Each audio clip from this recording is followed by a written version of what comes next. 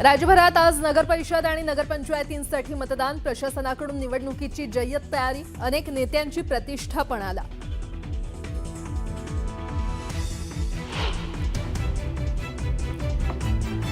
सिंधुदुर्ग जिल्ह्यातल्या मालवणमध्ये high voltage drama. मतदानापूर्वी पैसे वाटप करणाऱ्यांना शिवसैनिकांनी पकडलं. पोलीस कारवाई करत नसल्यानं निलेश राणे पोलीस ठाण्यात ठाण मांडून.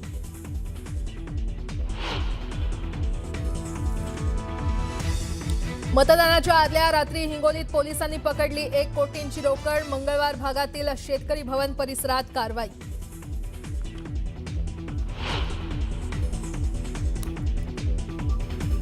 बुलढाण्यात मतदानाच्या सुरुवातीलाच ईव्हीएममध्ये बिघाड.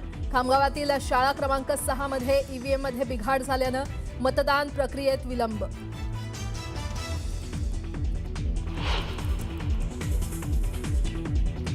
अहिल्यानगरच्या राहातामध्ये मतदानाच्या आदल्या रात्री ईव्हीएम बदलल्यानं गोंधळ. संतप्त उमेदवारांनी अधिकाऱ्यांना विचारला जाब. तांत्रिक अडचणींमुळे ईव्हीएम बदलल्याचं निवडणूक आयोगाचं स्पष्टीकरण.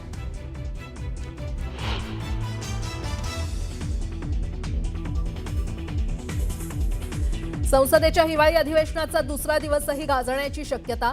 आज संसद भवनासमोर एसआयआरच्या मुद्द्यावर काँग्रेस करणार आंदोलन.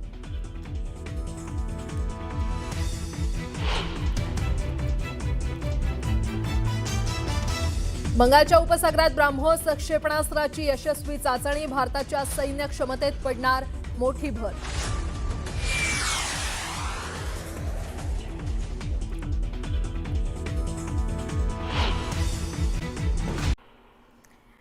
तर नागपूर जिल्ह्यातील 15 नगर परिषद आणि 12 नगरपंचायतींकरता मतदान आज होत आहे.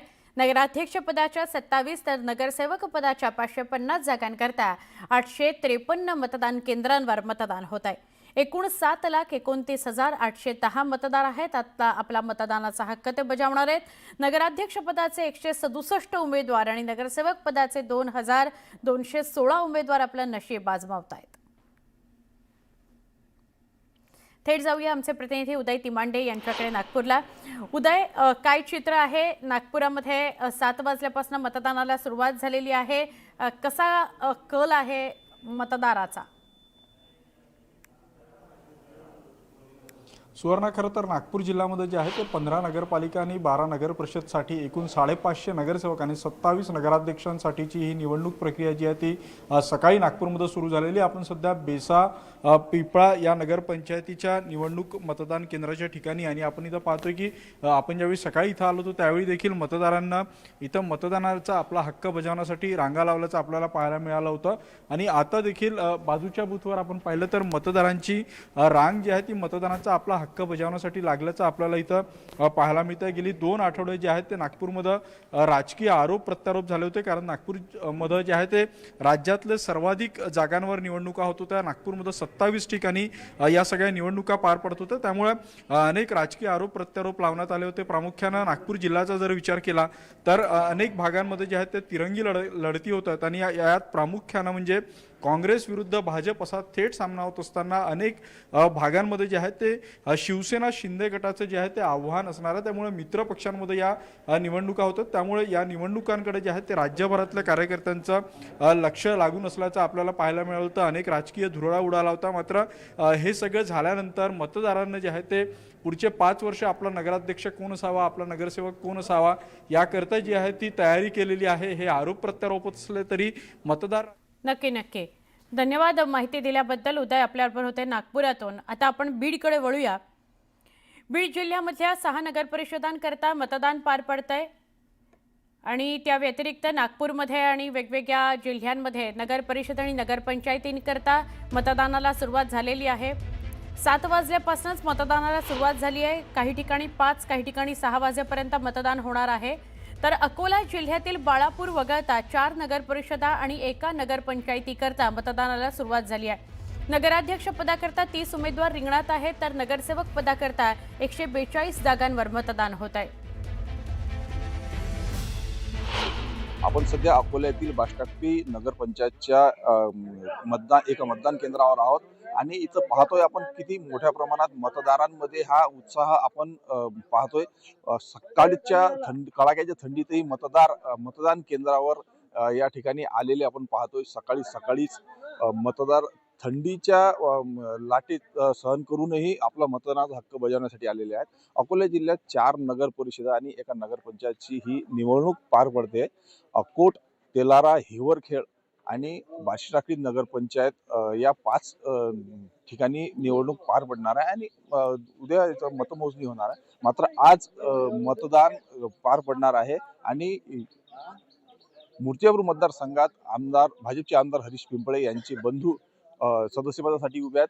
तर अकोट मतदारसंघात भाजपचे आमदार प्रकाश भारसाकडे यांची प्रतिष्ठा पणाला लागलेली आहे. कारण की अकोट मतदारसंघामध्ये अकोट, हिवरखेड आणि तेलारा हे 3 नगर परिषदा आहेत आणि त्याच ठिकाणी भाजपची देवेंद्र फडणवीस यांची सभा पार पडली होती आणि त्यामुळंच आता या सगळ्या मतदारसंघांवर नागरिकांचे लक्ष लागलेले आहेत.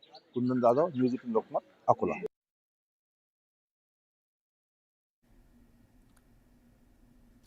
तर अकोल्यानंतर आपण छत्रपती संभाजीनगरकडे वळणार आहोत. छत्रपती संभाजीनगरमध्ये नगर परिषद आणि नगरपंचायतीकरता मतदानाला सुरुवात झालेली आहे. सकाळपासूनच मतदान केंद्राबाहेर मतदारांनी गर्दी केलेली आहे. संभाजीनगर जिल्ह्यातील गंगापूर, कन्नड, खुलताबाद, पैठण, वजापूर या 5 नगर परिषदांकरता मतदान होत आहे. फुलंब्री नगरपंचायतीकरता मतदान होत आहे. संभाजीनगर जिल्ह्यामध्ये 6 नगर परिषदेसाठी आज मतदान प्रक्रिया पार पडणार आहे आणि त्यासाठी सकाळी 7:30 वाजल्यापासून मतदान प्रक्रियेला सुरुवात झाली आहे. मतदानाला प्रत्यक्षात सुरुवात झाली आणि सकाळी 7:30 वाजताच आपण जर बघितलं तर नागरिक या ठिकाणी मतदान करण्यासाठी पोहोचलेले आपल्याला पाहायला मिळतं. मी आता सिल्लोडमध्ये आहे आणि सिल्लोडची जर परिस्थिती आपण बघितली तर माजी पालकमंत्री आणि सरकारमध्ये असलेले माजी मंत्री अब्दुल सत्तार यांचे सुपुत्र या निवडणुकीमध्ये उभे आहेत. त्यामुळे अब्दुल सत्तार यांची प्रतिष्ठा पणाला लागलेली आपल्याला या ठिकाणी पाहायला मिळते. आपण जर बघितलं तर प्रत्यक्ष या ठिकाणी मतदान प्रक्रियेला आता सुरुवात झालेली आहे. नागरिकांनी सकाळपासून उत्स्फूर्त प्रतिसाद या ठिकाणी आपल्याला पाहायला मिळतोय. काकू, तुम्ही मतदान केलंय? बघू. जर आपण बघितलं तर मतदान करून नुकत्याच बाहेर पडलेत. काय अपेक्षा आहेत? कसं वाटलं पहिलं मतदान करून? कसं वाटलं? चांगलं वाटलं. चांगलं वाटलं. हा. सकाळी 7:30 पहिलंच मतदान करायचं ठरवलं होतं का? हो. बरं. काय वाटतं, काय बदल घडायला हवे? कसे काम, काय अपेक्षा आहेत? आपलं हे शहर चांगलं सुधारावं म्हणून सगळ्यांनी पाणी ते सगळं वगैरे व्यवस्थित, स्वच्छता. नक्कीच काकूने आपण जर बघितलं तर सकाळी 7:30 मतदानाला सुरुवात झाली आणि पहिलं मतदान त्यांनी या ठिकाणी मतदानाचा हक्क बजावलाय आणि पहिलं मतदान करायचं होतं हे त्यांनी ठरवलं होतं आणि त्याचप्रमाणे पहिलं मतदान केलं आणि मतदान करून आनंद झाल्याचं देखील त्यांचं मत आहे. अविनाश कानडे, न्यूज 18 लोकमत, छत्रपती संभाजीनगर. जळगाव जिल्ह्यातील 16 नगर परिषदा आणि 2 नगरपंचायतींच्या एकूण 452 जागांकरता मतदानाला सुरुवात झालेली आहे.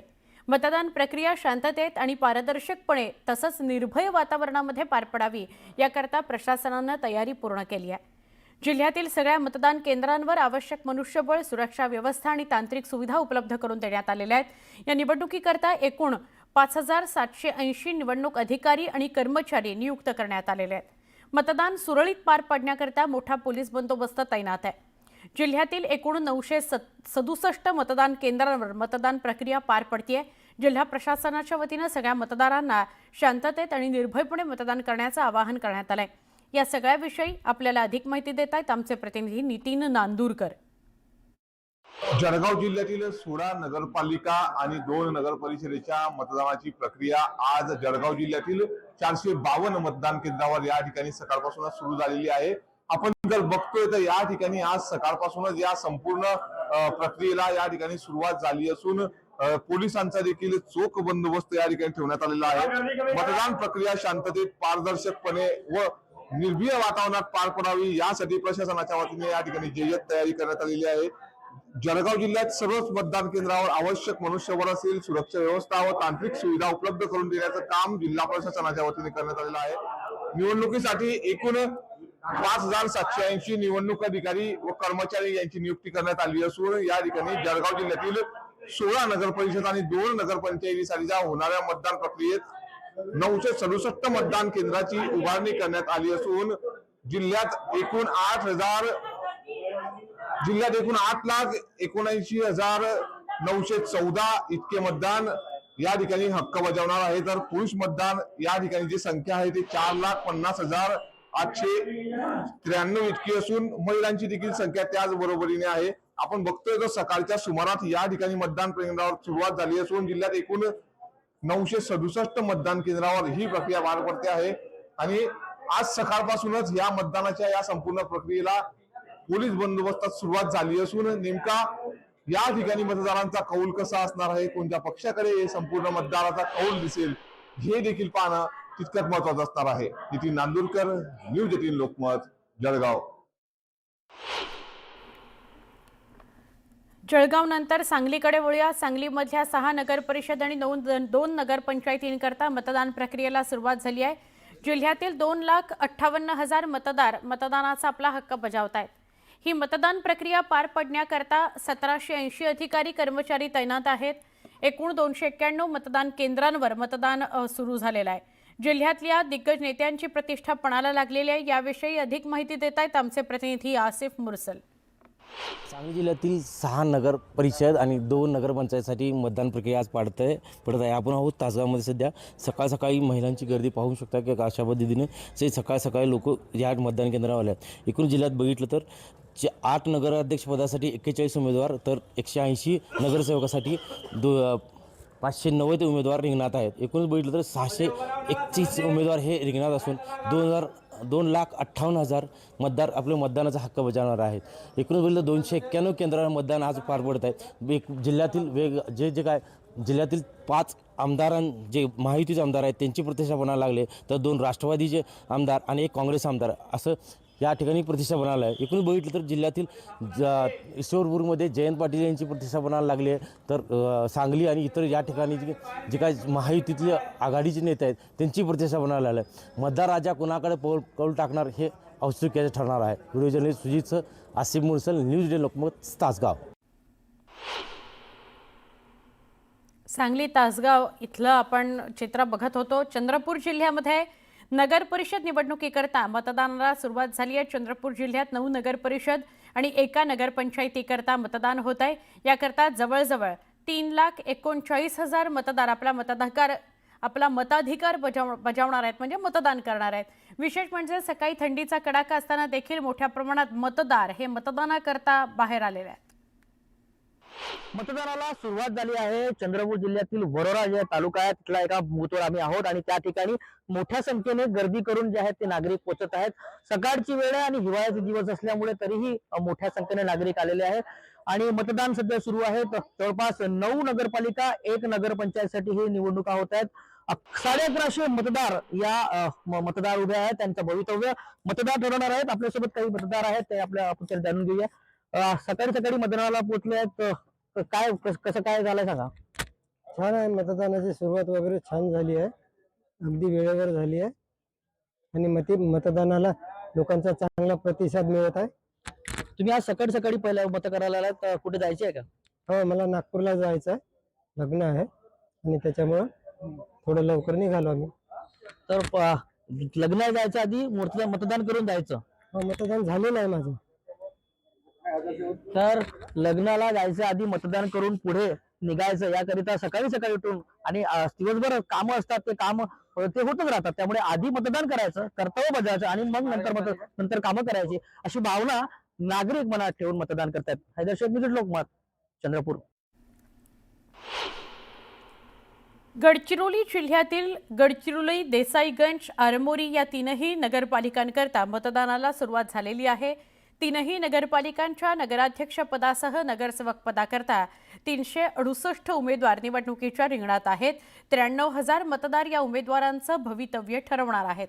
कडक सुरक्षा बंदोबस्तात झालेल्या या मतदानाचा थेट गडचिरोली शहरातल्या मतदान केंद्रावरून आढावा घेतला आमचे प्रतिनिधी महेश तिवारी यांनी. गडचिरोली, देसाईगंज, आरमोरी या 3ही नगरपालिकांसाठी आज मतदानाला सुरुवात झालेली आहे. माओवाद्यांच्या कारवाईमुळे चर्चेत असलेला जिल्हा यावेळी नगरपालिका निवडणुकीत चर्चेत आलेला आहे. राजकीयदृष्ट्या सगळ्यांनी प्रतिष्ठेची केलेल्या या निवडणुकीसाठी प्रत्यक्ष मतदान होत आहे. 368 उमेदवार 3 नगरपालिकांसाठी रिंगणात आहेत. त्यामध्ये नगराध्यक्षपद, आणि त्यासोबतच नगरसेवक पदासाठी ही निवडणूक होत आहे। या ठिकाणी मी ज्या शिवाजी कॉलेजच्या मतदान केंद्र आपण बघू शकता, या ठिकाणी मतदानाला सुरुवात झालेली आहे आणि या ठिकाणी आता मतदारांची रांग हळूहळू वाढत आहे। पुरुष मतदार आहेत, महिला मतदार आहेत, त्यामुळे मतदानाला जी वेळ दिलेली आहे संध्याकाळपर्यंत त्यामध्ये मोठ्या प्रमाणात वाढ होईल अशी शक्यता आहे। कारण आता सुरुवात थंडीचा दिवस आहेत, आता सकाळची वेळ आहे, त्यामुळे मतदारांची संख्या आपल्याला कमी दिसत असली तरी हळूहळू मतदार या ठिकाणी मतदानाला येत आहेत। गडचिरोली, देसाईगंज आणि आरमोरी या तीनही नगरपालिकांसाठी ही निवडणूक होत आहे आणि गेले काही दिवस राजकीय धुराळा जो उडाला होता त्यामध्ये आरोप प्रत्यारोप, सभा बैठका सगळ्या गाजल्या, त्यामुळे सगळ्यांच्या नगरसेवकांच्या, नगराध्यक्षपदाच्या उमेदवारांच्या भवितव्याचा फैसला या ठिकाणी होणार आहे। राजकीयदृष्ट्या मुख्यमंत्री देवेंद्र फडणवीस गडचिरोलीचे पालकमंत्री असल्यामुळे त्यांच्यासाठी आणि मूळचे गडचिरोलीचे असल्यामुळे काँग्रेस नेते विजय वडेट्टीवार यांच्यासह राष्ट्रवादी काँग्रेस अजित पवार गटाचे नेते धर्माराव बाबा यांच्यासाठी ही निवडणूक महत्त्वाची आहे। मतदार त्या दृष्टीने मतदानासाठी सकाळी येऊन मतदान करून आपला हक्क बजावत आहेत। गडचिरोली शहराचं भवितव्य लक्षात ठेवून महेश तिवारी, न्यूज 18 लोकमत, गडचिरोली।